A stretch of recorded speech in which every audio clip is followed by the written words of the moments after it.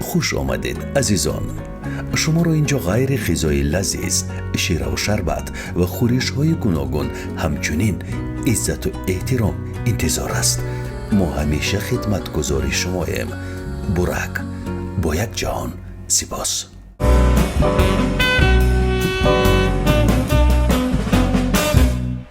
باورتون نمی آید اگر من بگویم که برنامه نگفته ها را حالا از واشنگتن دی سی پایتخت امریکا تهیه میکنم. این نخستین گزارش من است از شهر واشنگتن دی سی، زیرا باز یک شتات دیگر از واشنگتن علاهیده است. واشنگتن دی سی یعنی مرکز شتات های متحده امریکا است. با ما بمانید، من شما رو خیلی دوست می‌دارم دوستان عزیزم. آمدم در واشنگتن مهناز آغوش پر از مهر و محبتش را به استقبال من کشاد. سپاس و سپاس و سپاس. حالا من مهناز را با شما آشنا میکنم. مطمئنم که مهناز مرا شما دوست می‌دارید. درود مهناز جان. گزارش خبرنگار ما مهناز جان آقا محمد. و خانم بایدن وارد کاخ سفید خواهند شد. همکارم مهناز جان محمدآوا از واشنگتن. اینجا مکانی است که میزبان میلیون ها نفر برای مراسم های مختلف در واشنگتن دی سی بوده، اما امسال مراسم تحلیف متفاوت مهناز جان محمدآوا، واشنگتن دی سی. خب قبل از همه چیز من خواستم درود و تکبیر فراوان خود را به تک تک بیننده های شما برسونم. خیلی ممنونم از لطفتون، از اینکه لطف کردین و منو به برنامه خودتون دعوت کردین. سپاسگزارم. من در واقع بیش از 12 ساله که در آمریکا زندگی میکنم. اصالتا اهل تاجیکستان هستم، متولد شهر دوشنبه. همیشه هم با افتخار میگم من تاجیک هستم، ولی چون از طرف در واقع مادریم من نصف ایرانی و آذری هستم و از طرف پدرم من تاجیک هستم، برای همین من با چند تا زبان راحت‌ترم در واقع الان با زبان فارسی با شما و با بیننده های شما صحبت کنم.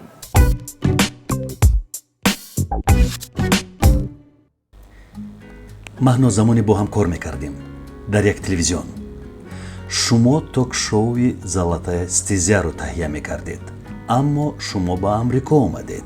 چرا؟ سوال خیلی خوبیه.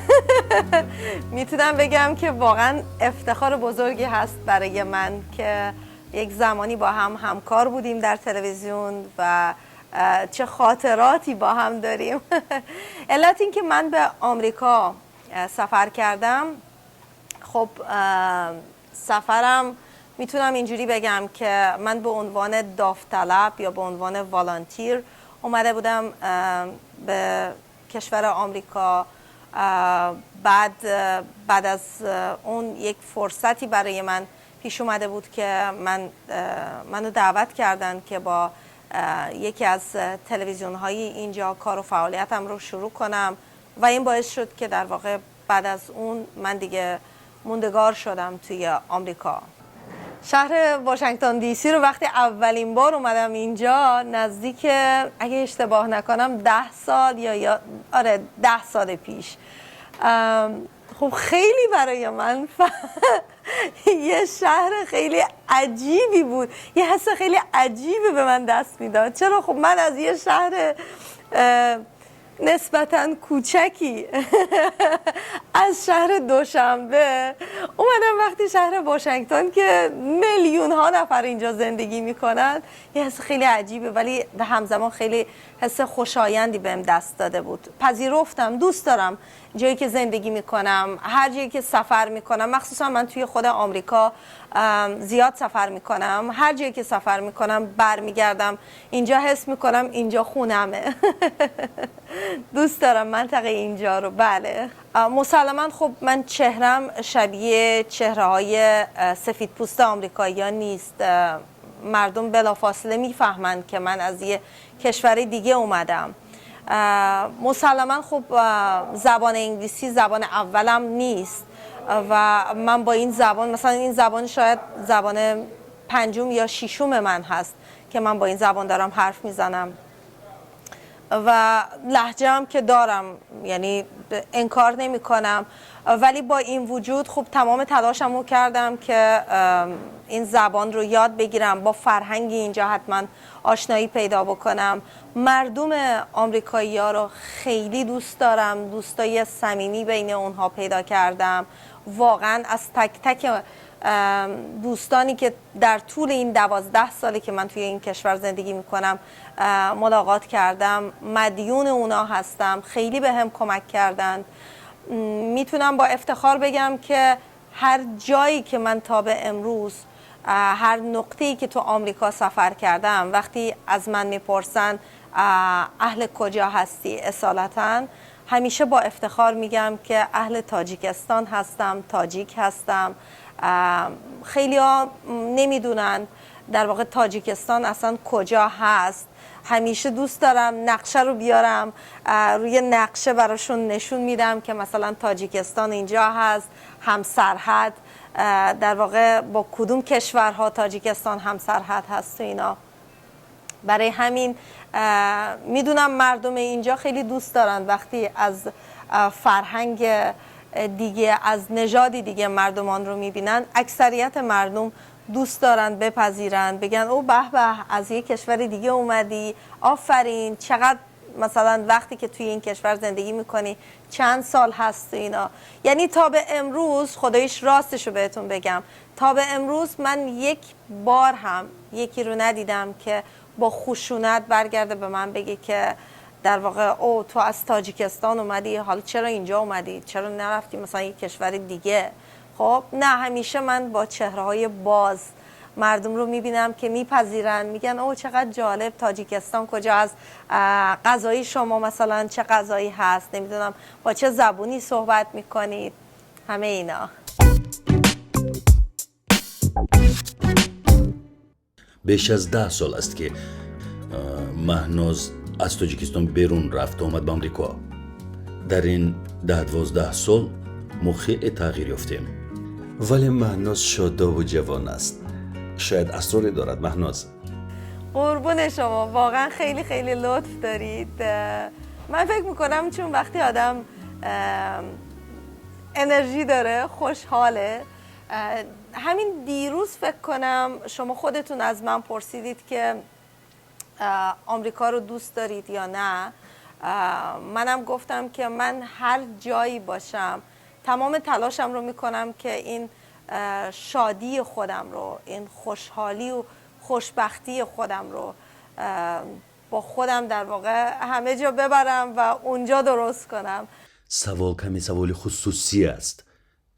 چرا شوهر نکردید؟ نه، تا جایی که میبینید شوهر ندارم. رو انگوشتا میتونید نگاه کنید.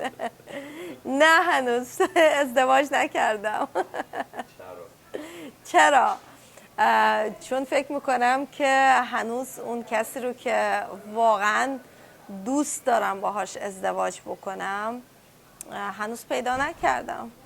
این یک مسیر هست. ازدواج، من و شما میدونیم که ازدواج یه چیز کوتاه مدتی نیست.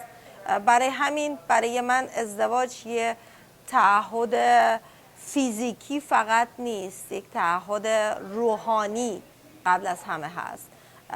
روحانی، جسمی و بعداً خب خیلی چیزای دیگه باید باهاش بیاد. هنوز اون کسی که به قلب من بشینه و در واقع اون کسی که مثلا من میتونم به قلب اون بشینم هنوز پیدا نکردم. مهناز، پس از اینجا برمیاد که هنوز عاشق نیستید، همینطور؟ عاشق، ببینید، عاشق کسی نه، عاشق کسی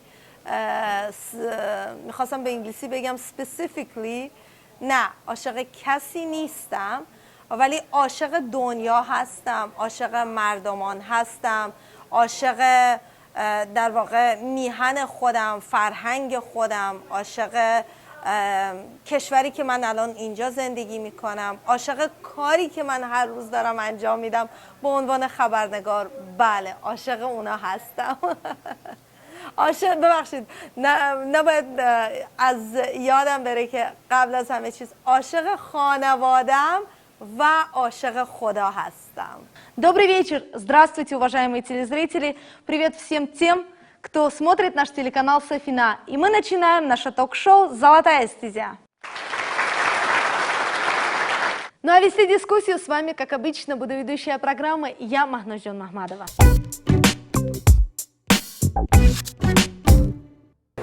اصلا برخی از هموطنهای ما از امریکا و تاجیکستان برمیگردند و در فکر سلامتیشان میشوند.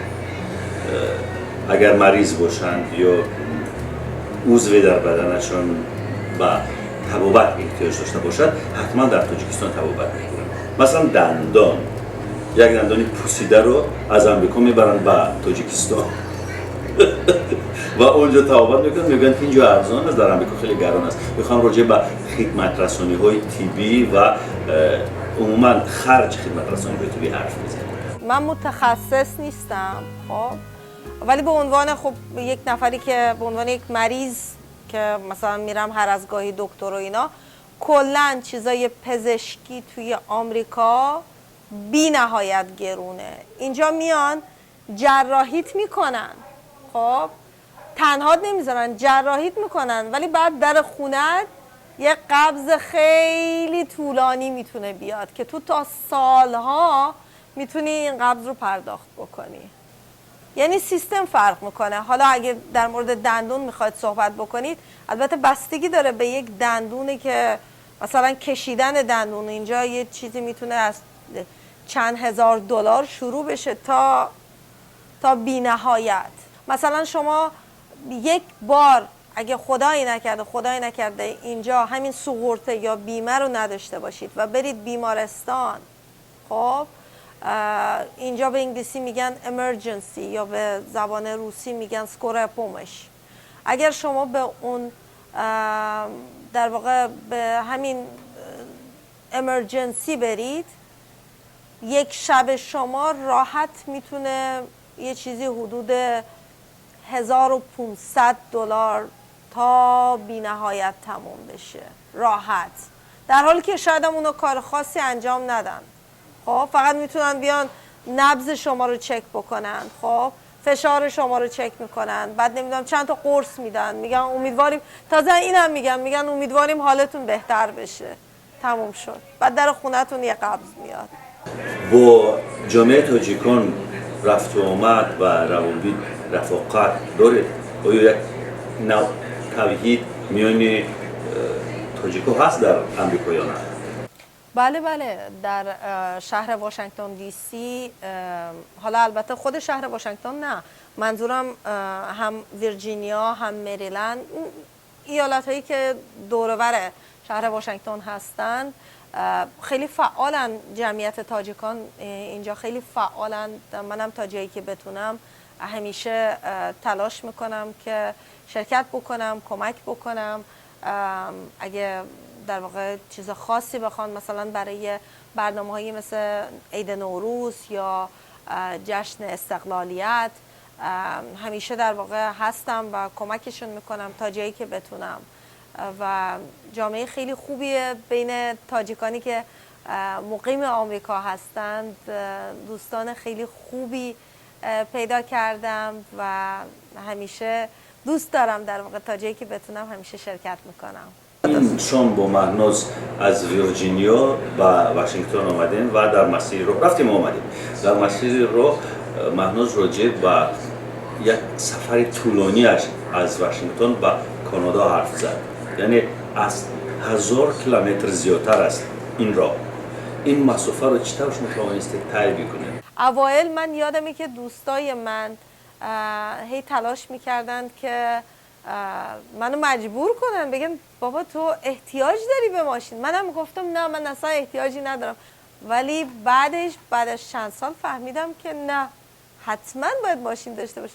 اونم دوستای خیلی با وفایی دارم که مجبورم کردن. واقعا یکی از دوستام که خودش اصالتا اهل یک کشور دیگه است، اومده بود این کاغذ تمام قانون‌های قوانینی که برای رانندگی باید یاد بگیری و اومد همینجوری گذاشت جلوم، گفت دیگه من خسته شدم، اگه نمیخوای اینو یاد بگیرید، مگه من راننده ای تو هم، بشی یاد بگیر.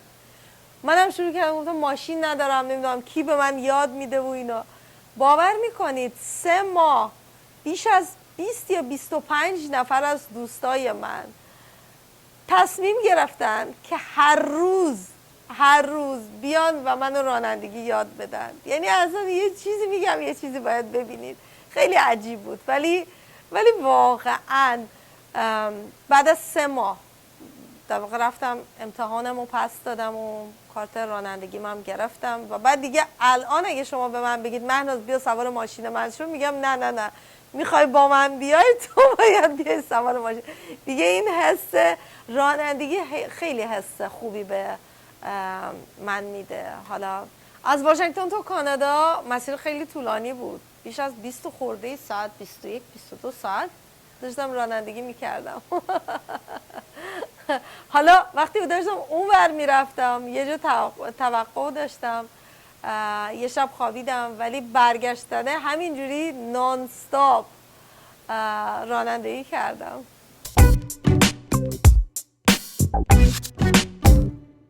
مهناز اینقدر خوب شیوه ایرانی رو فکر میکنم که از همین تلویزیون‌های ایرانی یاد گرفته یا در اون زمینه دیگر داره؟ من راستشو بخواید من تمام تلاشم رو کردم با شما روسی صحبت کنم. شما نخواستین. حالا به هر دلیل دیگه ای. من خب وقتی خودم حس میکنم، البته زمانی که در تلویزیون تاجیکستان کار میکردم اون موقع به من میگفتن تاجیکی تو بد نیست و خب من اینجا سالها همیشه با زبان تاجیکی صحبت میکنم، ولی خب الان راحت ترم. زبان فارسی هم یکی از زبانهای مادری من هست. من خودم مامانم نصف ایرانی هستند و آذری و پدرم در واقع تاجیک هستند و خب زبان فارسی رو یکی از زبانهایی هست که ما تو خونه همیشه فارسی صحبت میکردیم. برای همین من با این زبان صحبت میکنم، میخونم، مینویسم. چند زبان رو میدونید؟ روسی، تاجیکی، فارسی، میتونم بگم یه خورده ازبکی، یه خورده ترکی، یه خورده آذری و نصفی کوچولو انگلیسی. حالا علت این که میگم نصف چون هنوز فکر میکنم من تازه 10-12 سالی که تو این کشور زندگی میکنم، هنوز مسیر خیلی طولانی دارم که زبان رو خیلی خوب یاد بگیرم.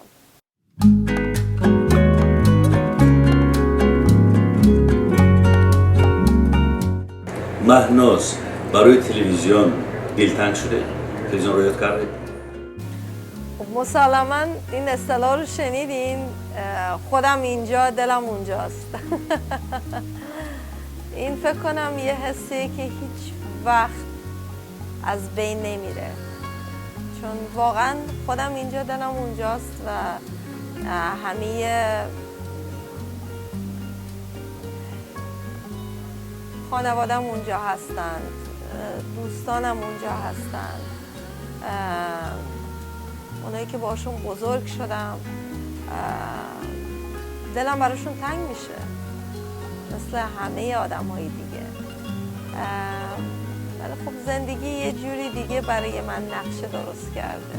الان در آمریکا هستم، اینجا کار و فعالیت میکنم، تمام تلاشم رو میکنم که به عنوان یک انسان، به عنوان یک باهایی، به عنوان یک تاجیک فرهنگ کشور خودم رو ببرم جلو و با افتخار در واقع اینجایی که الان هستم کار و فعالیتم رو پیش ببرم. عزیزان، امیدوارم که برنامه پسندتون آمد. اگر ها پس در زیر این برنامه حتما فکر و اندیشه های خود رو درج کنید. من دانه دانه نوشته های شما رو میخونم، زیرا این اولین برنامه هست که به طور اکسکلوزیوی ما از واشنگتن تهیه میکنیم، ایالات متحده آمریکا. امیدوارم پسندتون آمد. راجع به مهناز فکر و اندیشه هایتون رو در این پایان می‌نویسید. تک نوشته های شما رو دانه دانه من میخونم. این یک. دوم، و مهناز موفقیت تمنا میکنیم. میخوایم که همیشه مسلط باشد، دست بالا باشد، ظفرمند باشد در همه جبهه و عروسی بکند. برای گذرانیدن ماه عسل تاجیکستان را انتخاب کند، زیرا فکر میکنم که از تاجیکستان دیگر جای خوشتری برای مهناز نخواهد بود برای گذرانیدن ماه عسلش، چون که اینجا عزیزانش است، پیوندانش است. با همین امیدواری ها و با همین نیت نیک برای اتاق رو به انجام میرسانیم. خوش باشید.